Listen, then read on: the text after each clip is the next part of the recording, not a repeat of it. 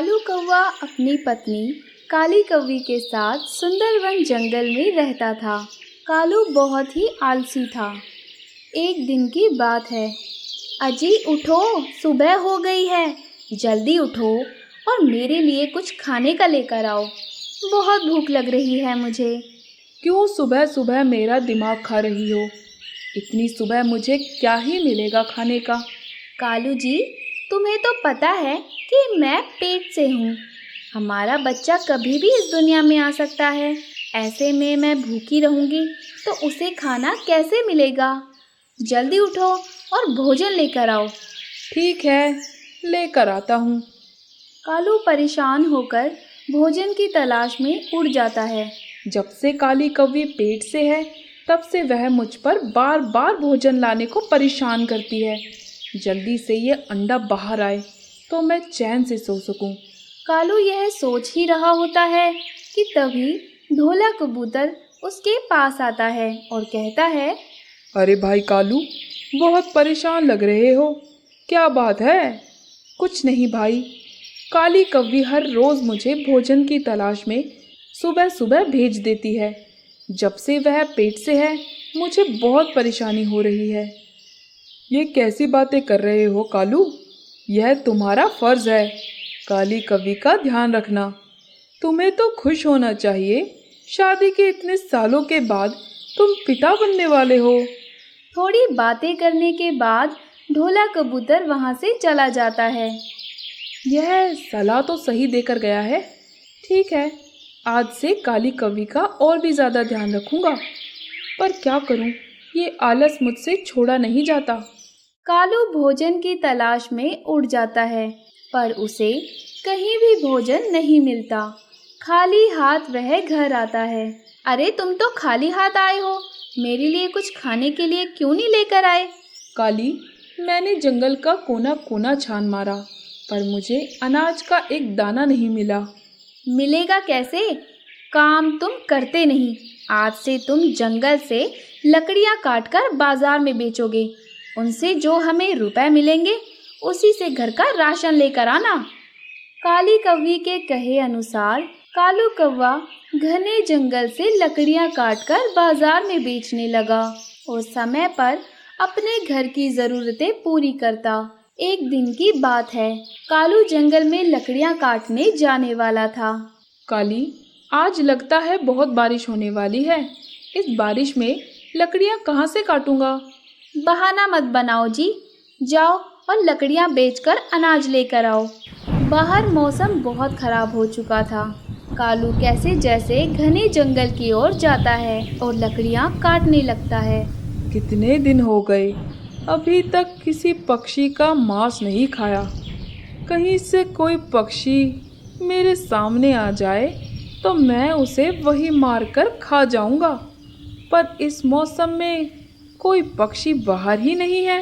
भूरा बाज अपने आप से बातें कर रहा था। तभी उसकी नज़र कालू पर जाती है जो लकड़ियाँ काट रहा था। बारिश आने वाली है, जल्दी जल्दी लकड़ियाँ काट लेता हूँ। आज घर जल्दी चला जाऊंगा। काली कौवी और मेरा बच्चा मेरा इंतज़ार कर रहा होगा। अरे वाह, लगता है इसकी बीवी और बच्चे भी हैं। आज तो दावत होगी मेरी। कुछ ही देर में काले बादल पूरे आसमान को घेर लेते हैं और बारिश की बूंदें नीचे गिरने लगती हैं। अभी बाजार गया तो मुझे कोई ग्राहक नहीं मिलेगा और अगर यहीं रहकर और लकड़ियाँ काटी तो बाकी लकड़ियाँ भीग जाएंगी। मुझे जल्दी से घर जाना होगा। ऐसा सोचकर कालू लकड़ियाँ लेकर घर की तरफ उड़ जाता है। वही भूरा बाज उसका पीछा करता है। काली दरवाज़ा खोलती है। अच्छा हुआ कालू जी, आज जल्दी ही आ गए। ये देखो, अभी मैंने अंडा दिया है। अरे वाह, तुमने आते ही मुझे इतनी अच्छी खबर सुनाई है। बाहर बहुत तेज़ बारिश हो रही थी, इसलिए बाजार जाने के बजाय मैं घर ही आ गया। भूरा खिड़की से दोनों की बातें सुन रहा था। भूरा अचानक से अंदर आता है और कहता है, अच्छा हुआ मैं सही टाइम पर आया। तुम्हारे घर अब मुझे अच्छी दावत मिलेगी। भूरे, मेरे बेटे को छोड़ दो। छोड़ दो भूरे बाज, शादी के इतने सालों के बाद भगवान ने हमें इतनी बड़ी खुशी दी है, छोड़ दो हमारे बेटे को। अच्छा, तो ये तोहफा मेरे लिए आया है इस दुनिया में। अगर मैंने इसे छोड़ दिया तो मेरी भूख कैसे मिटेगी? तुम जो बोलोगे हम वही करेंगे। हाँ, तुम जो बोलोगे हम करेंगे, बस हमारे बेटे को बख्श दो। भूरा उनकी मिन्नतें सुनकर सोच में पड़ जाता है।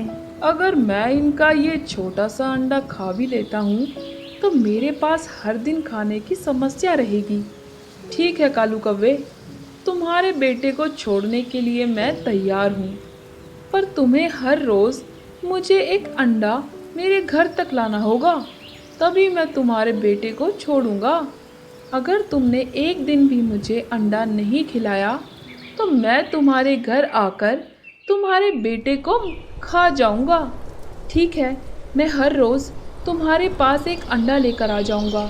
यह कहकर भूरा वहाँ से चला जाता है। ये क्या कालू जी, आप हर रोज़ एक अंडा कहाँ से लाओगे?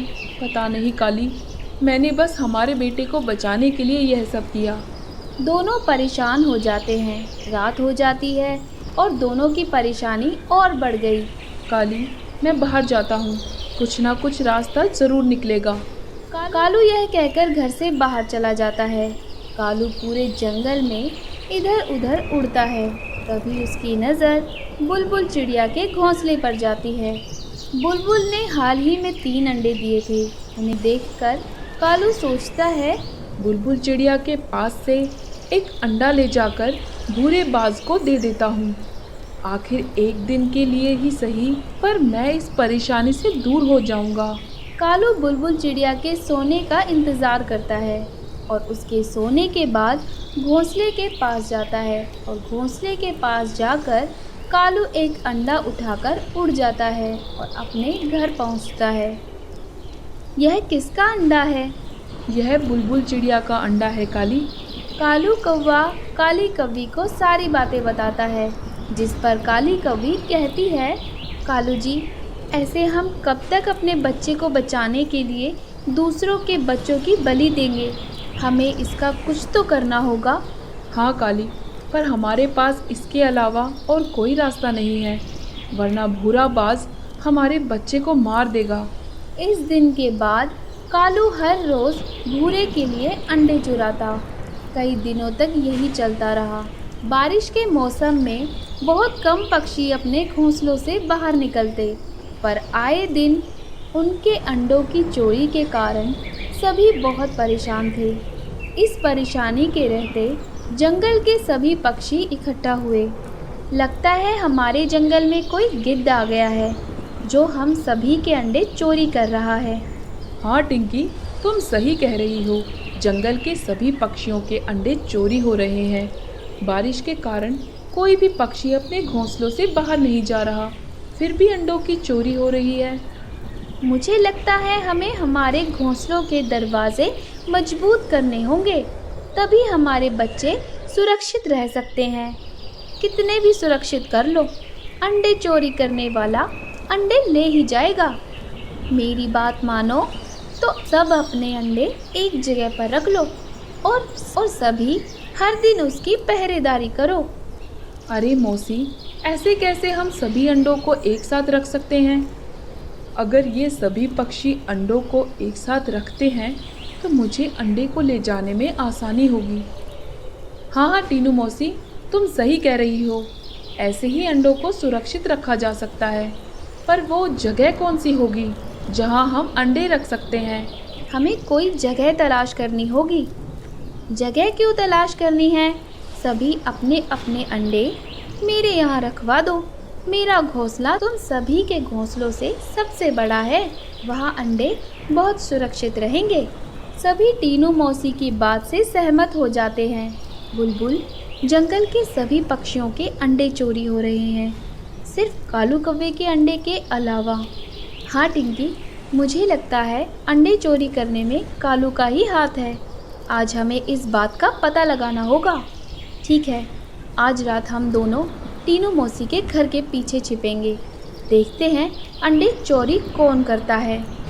टिंकी और बुलबुल चिड़िया रात होते ही टीनू मौसी के घर के पीछे छुप जाते हैं। थोड़ी देर बाद कालू अंडे चुराने वहाँ आता है और अंडे चुराने लगता है। टिंकी, अभी मैं शोर मचाती हूँ। इसी कालू कौवे ने मेरे अंडों की चोरी की। मैं इसे छोड़ूंगी नहीं। नहीं बुलबुल, हमें कालू का पीछा करना होगा। आखिर वह इन सभी अंडों का क्या कर रहा है। कालू अंडा चुराकर वहाँ से अपने घर चला जाता है। काली, मुझे बहुत बुरा लगता है जब मैं किसी का अंडा चोरी करता हूँ। तभी टिंकी और बुलबुल चिड़िया अंदर आते हैं। कालू भैया, आप हैं जो हर रोज़ पक्षियों के अंडे चुराते हैं। आखिर ये करने की क्या वजह है? टिंकी, अंडे चुराना हमारी मजबूरी है। हमें तुम्हारी कोई बात नहीं सुननी है। चुपचाप बताओ, हमारे अंडे कहाँ छुपाए हैं तुमने? कालू टिंकी और बुलबुल चिड़िया को सारी कहानी बताता है, जिसे सुनकर टिंकी कहती है, हमें भूरे बाज का कुछ करना होगा। ऐसे तो जंगल में पक्षियों का नाम और निशान मिट जाएगा। मेरे पास एक आइडिया है। बुलबुल वह आइडिया सभी को बताती है। दूसरे दिन कालू अंडा लेकर भूरे की गुफा के अंदर जाता है। टिंकी और बुलबुल चिड़िया कालू के पीछे पीछे जाती हैं। ले आए मेरे लिए खाना। आओ आओ, जल्दी आओ। हाँ, मैं ले आया अंडा। भूरा जैसे ही अंडा खाता है, उसकी चोंच टूट जाती है और अंडा गले में फंस जाता है। असल में वह अंडा किसी पक्षी का नहीं, बल्कि एक पत्थर को अंडे का रंग देकर कालू के साथ भेजा गया था। इसके बाद भूरा कुछ नहीं कह पाता और वही तड़प तड़प कर मर जाता है। अगर आपको हमारी कहानी अच्छी लगी और ऐसी ही कहानियाँ और देखना चाहते हैं तो हमारे चैनल को सब्सक्राइब कर लें और बेल आइकन पर क्लिक कर दें। और हाँ, शेयर करना मत भूलिएगा।